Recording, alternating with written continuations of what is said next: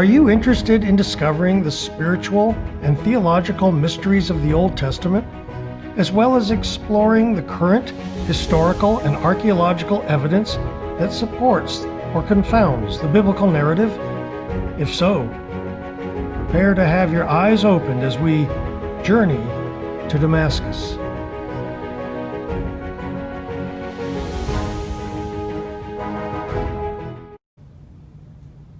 Well, hello and welcome back for another installment of Journey to Damascus. We're calling it Journey to Damascus because we are working our way through the Bible. Damascus is a long ways off yet, as we're just into 2 Samuel now. But that's kind of our overall name of this program. Mainly right now that we're going through, as I said, the Old Testament. Up until this point, our stories have basically been based in a time frame of 14, 16, 18 BC, 1800 BC, up until we have now gotten to the death of Saul and the beginning of David's reign in Israel, which brings us to an era of about the early 12th century, late 12th century, early 11th century BC. We are starting to get into a time period where there is indeed some archaeological evidence provided by surrounding nations and peoples that involve the people of Israel and the people who are around them. So we're going to be able to start getting more and more archaeological pictures and facts that we've got as we continue to move forward. I thought I would start today's session with a little bit of that, as I want to talk to you a little bit about who the Philistine people are. The dreaded archenemies, the Philistines, who have, in our story from last week, just succeeded in defeating the Israelites and killing Saul and his son, and that's where our story picks up today. But I want to talk a little bit about these Philistines. These Philistines are a group of people, a subset group of people from a larger group of people who are called by the general area around there the seafarers, or the sea people. The sea people were a warlike people, but also a seagoing people, kind of like pirates of their days, who also established seaports and cities on the mainland. They were very strong in throughout the Mediterranean East, particularly up in Phoenicia and down through Israel, and even tried to establish ports and cities in Egypt, though they were not successful, being thwarted by the Egyptians. They lived in the land of Israel for about 600 years. Even though the tribes, the people in the southern part of Israel were somewhat different than the sea people in the northern part of Israel, the Bible speaks of them all as Philistines. In the Bible stories, they're all called Philistines.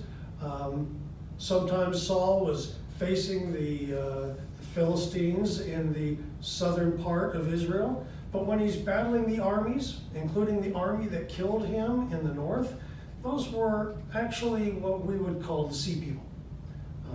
The Bible calls Philistines. The southern Philistines in southern Israel have the cities of Gaza, Ashkelon, Ashdod, Gath, and Ekron as some of their major cities. These were modern cities for their day. Towards the north, the sea people were more in Syria and in Dor, and some of the towns that were in the northern part of Israel. The sea people to the north, rather than being called Philistines by the Egyptians and others in the area, were known as the Sikils, the Shurden, the Danunus, and the Weshish. We know about some of these people from various sources, one being an Egyptian relief from about 1180 BC, which you'll see here. As you can see, there is a rock or a hewn stone wall that has a relief cut into the stone all over and around this part of it, if you see that. This was done about the times of Ramses III. In this next picture, we have a painting made from that relief, which you can see a little more clearly. In this painting, you'll see the Egyptian Navy, and it is fighting with different sea people that are described in the relief as the Danunu, the Sicels, and the Philistines. So the Egyptians knew all of these people in that area that our biblical narrative only speaks of as Philistines, but the Egyptians knew them under various names. There's also a very interesting account from an Egyptian priest by the name of Wenuman. Easy for me to say. Wenuman. Wenuman was a priest from the temple of Ammon at Karnak, who was sent to the Phoenician coastline and to the city of Dor in order to buy Lebanese cedar trees so that they could make funeral ships. You can see the city of Dor here on this map. As you look up, this is a map of the general Israel area, and you'll see a red dot up here, which is Mount Gilboa, which is where Saul was killed. I'm going to get back to that in our next story. But just to the coastline, to the west of that, you can see the city of Dor, D-O-R. That was a Phoenician, that was a Sicel seaport. In the story that we have, story comes from an Egyptian document, which you'll now see here. This Egyptian document is from the late 12th or 11th century BC, in which Wenuman describes this large commercial and military fleet of the sea people, the Sicels, in the port city of Dor. Other artifacts uncovered from this time are this knife that you can see here. It's interesting, you find this knife both in the northern sea people's cities, where knives typical like this with an ivory handle have been discovered, but you also find this in the Phoenician cities in the south of Israel, which is similar and made in the same way that the sea people in the north make it, helping us to understand that these are really one in the same kind of groups of people. In our last picture here, other artifacts uncovered is this horn-shaped vessel, which is typical of pottery, found both in the cities of the sea people in the north and the Phoenicians in the south. This helps us all archaeologically to understand that these were groups of people from one general area up towards Greece, who all, in their various tribes, developed their own cities and invaded areas all up and down the Mediterranean coast. Okay, enough of that. We're going to move on to 2 Samuel, and where we left off last week. We hopefully will get through about 4 chapters of 2 Samuel here. As I said before, 2 Samuel is a continuation in the story. Originally, Samuel was one book in the Hebrew original texts, but was broken up later into 2 books because it's a very large story. And there's actually a transition that happens from 1 Samuel to 2 Samuel. 1 Samuel deals with the winning over the kingdom and the lands of Israel, and deals mostly with Saul and his son Jonathan, and a little bit of David as well, especially when he is younger. 2 Samuel deals much more with the difficulties of governing and the impact that the political leaders and their relationship with their people has on the nation as a whole. It's also an in-depth look at the relationship between God's people and God, and the leaders, David in particular, but others, of Israel at this time, and their relationship with the people, and how their relationship and their ups and downs actually affect the nation of Israel as a whole. We'll talk an awful lot about David in this particular book. We'll find that David is really a very complicated man.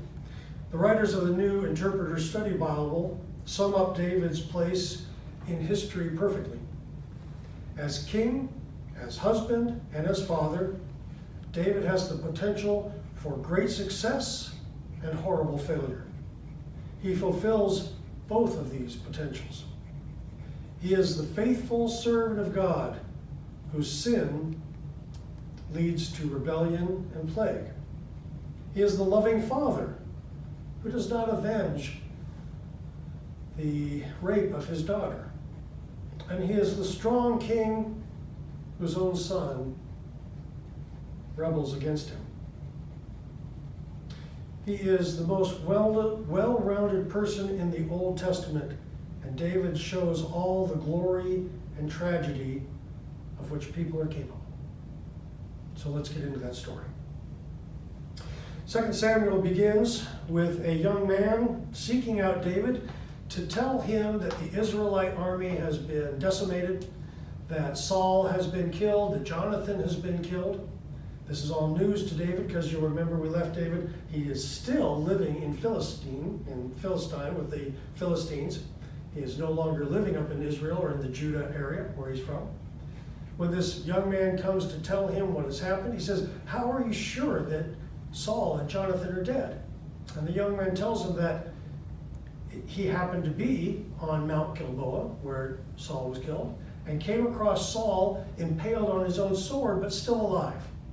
He tells David that Saul is imminently dying and asks this young man to kill him because he's just in agony there, laying on his sword, but still alive. He tells David that there's no doubt that Saul's injuries would have killed him, so he does go ahead and kill the king, King Saul, and take his crown and his bracelet, and he brings them to David. David at this time suspects that the young man perhaps is looking for some gratuity from David for telling him that Saul is dead and bringing him the crown and this royal bracelet. But David is not impressed at all. In fact, he tells the young man how he wants, let me find that spot in the story so I get this perfectly right. He tells him that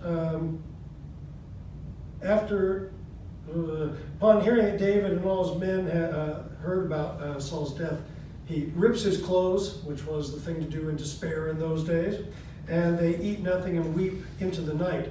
David asked the young man about this story of how he knew that Saul had been killed.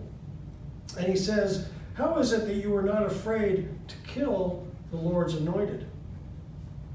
After this, David has the young man executed and says, "It is by your own blood that I kill you, because you admitted to me that you killed Saul, who was an anointed king from God." The young man did not get what he was looking for, obviously. After this, David writes and sings a song called the Song of the Bow, which I'm not going to sing for you today. It is a story about how Saul was still a great man, an anointed man of God, and that his son Jonathan was a good man and a close friend of David. And David instructs the people of Judah to teach this song to all their children. Like I said, David was still in the land of the Philistines at the time, so he asks God if he should return to Judah, and God tells him that he should go to Hebron. Here you will see a map, the map I showed you earlier. In this picture, you can see, like I said, the red dot up there near the top is Mount Gilboa, where Saul was killed. And you can also see to the south and west of that a little bit, you will find the city of Hebron, where David goes to from being way down towards the cities that you see, the Philistine cities of Gath, and down in that area where he had been residing. Okay. So David takes his two wives, Ahinoam and Abigail, and all of the people and their families, all of his men and his men's families, and they all go up to Hebron, where they now live in Hebron. The men of Judah come and anoint David as the king of the house of Judah. David thanks the people of Gilead for burying Saul properly. and Jonathan his son. However, at the same time, Abner, who was the commander of Saul's army, but somehow managed to not be killed and avoid the Philistines, he took Saul's son, try to get this right here, Ishbosheth. Ishbosheth had been made now king over the Israel tribes, not part of Judah. In the last lesson, I mentioned to you that from the narrative, it seemed as though maybe all of Saul's sons were killed, but I should have read ahead because apparently not. We have now Ishbosheth, and he is now reigns as king over Israel. Some of Ishbosheth's men and some of David's men meet in battle. In that battle, the beginning of the battle, 12 men are picked from each side, and they both go in to fight each other, but it turns out that all 12 men kill each other. So all the other men that are there go into battle, and David's men are victorious over Ishbosheth's men. And one of David's men, Asahel, pursues Abner relentlessly. He's chasing Abner. He's a man who is fleet of foot. Abner keeps looking back, saying, "You need to turn away, or I'm going to have to turn and face you." And he even warns him that he should stop and get armor on because he's fixing to turn around and go after this young man who is relentless and does not heed him. So sure enough, Abner stops and turns and kills the young man with a spear. Now this young man is the brother of both Joab and Abishai, who continue to chase down Abner. But as they get closer to him, some of Abner's men from the tribe of Benjamin stand with him, and he appeals to Joab for him to cease from pursuing his fellow Israelites, and that there'd been enough bloodshed. And so Joab relents, and the two men go their ways. But Joab does not forget that Abner killed his brother, and you're going to find later that Joab carries this grudge and actually does something about it. Spoiler alert. So as the third chapter of our book of 2 Samuel begins, we're told there was a long war between the house of David and the house of Saul. But with each battle, David's house grew stronger and Saul's house grew weaker. Now during this time, Abner was strengthening his position with the house of Saul. He had laid with a woman who was one of Saul's concubines, and this angered Saul's son, Ishbosheth, who confronted Abner about this. This angered Abner as he felt he was insulted by Ishbosheth's attitude towards him and this concubine, and he threatened Ishbosheth by saying he might just go to David and help David become king of all united Israel. This frightened Ishbosheth because he was fearful of Abner and certainly fearful of David.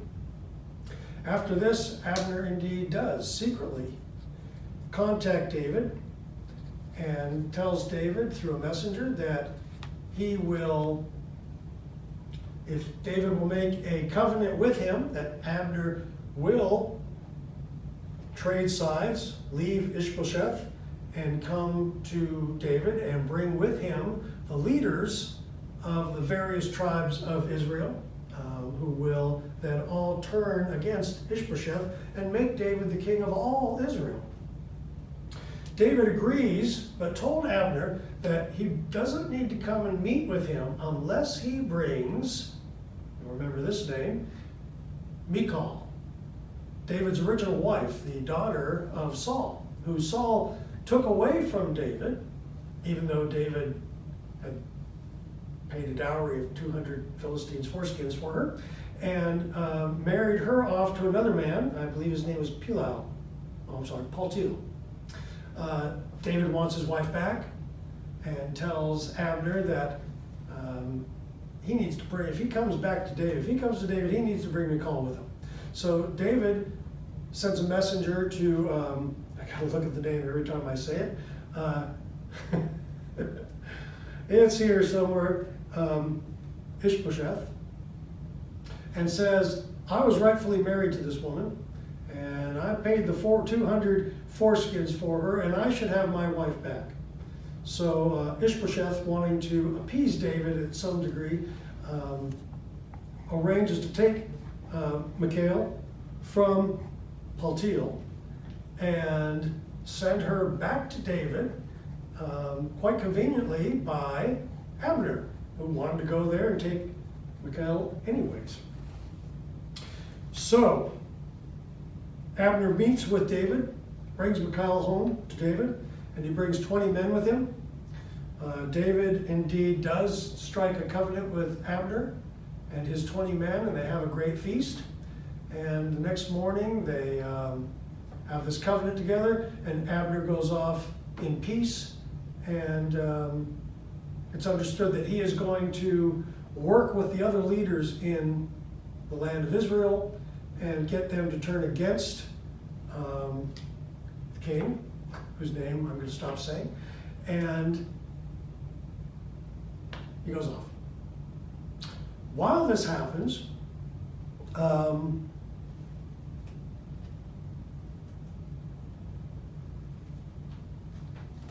these names are so hard. Job returns to David with some of his troops. They've been off raiding various cities, and they've got a great amount of plunder with them. And when he returns, he finds out that Abner had been there and that David had sent him back off in peace.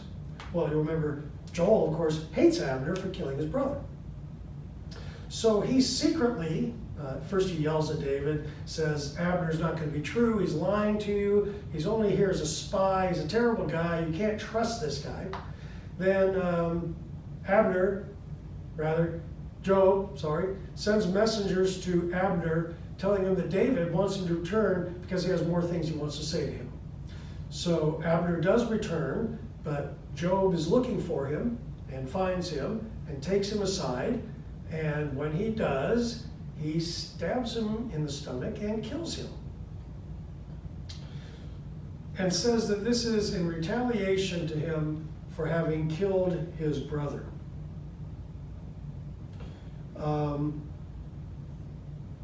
Asahel. When David learns about Abner's death, he mourns. He sings a lament about what a great man Abner was and his demise, and the people realized that David had no intention, and was going to be true, and had no intention of seeing that Abner was killed. One day, so David goes on to say that Job and his brother are too harsh of individuals for him to deal with, and the Lord will one day repay their wickedness in killing Abner. Samuel 4 opens up with Saul's son, Ishbosheth. I did say it again. I said I wasn't going to. I will a few more times. Ishbosheth hears of Abner's death, and he and all of Israel are troubled. Now, Ishbosheth has two captains that run his army and his troops, and each of them has a son, who I'm not going to tell you their names, they're too difficult to say, and they're very short-lived characters. These two sons one day sneak into Ishbosheth's room, where they find him resting on his bed, and they kill him in his sleep and behead him, and they escape to Hebron, where they bring Ishbosheth's head to David, thinking that it would please him, and that they would get some kind of reward or would get ahead for doing this. No pun intended. But David was indignant and told the two men that Once before, there was a man who had come to him with news about a killing, the man who had killed Saul, the young man, and that expected some kind of reward, and instead David had him executed. And he said, likewise, he's not about to reward these two men who snuck into a righteous man's bedroom and killed him in a cowardice act in his own house while he slept. So David had these two men executed and ordered Ishbosheth's head buried in the tomb of Abner in Hebron. Hopefully that really is the last time that I say Ishbosheth and his name again. I think that's where we're going to stop today. Maybe this was a little shorter than the last one. It's kind of hard for me to tell. I get on a roll. I don't know how long we're talking. Next week, if you want to look ahead, we'll be going into the 5th chapter of 1 Samuel. I hope to bring you a little bit more archaeological things as we move forward that we find about David and the kingdom of Israel about that time period, and corroborating evidence from people such as the Egyptians, the Amalekites, the Phoenicians, and the other neighboring countries or peoples, city-states around Israel of that time. So until then, I hope you've enjoyed today's lessons. I look forward to next week and hope you will again join us on the journey to Damascus.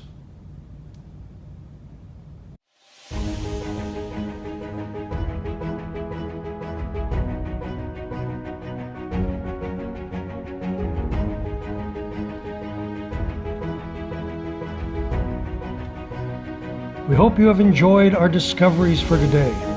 Please join us next time as we explore the insights of the Old Testament on the journey to Damascus.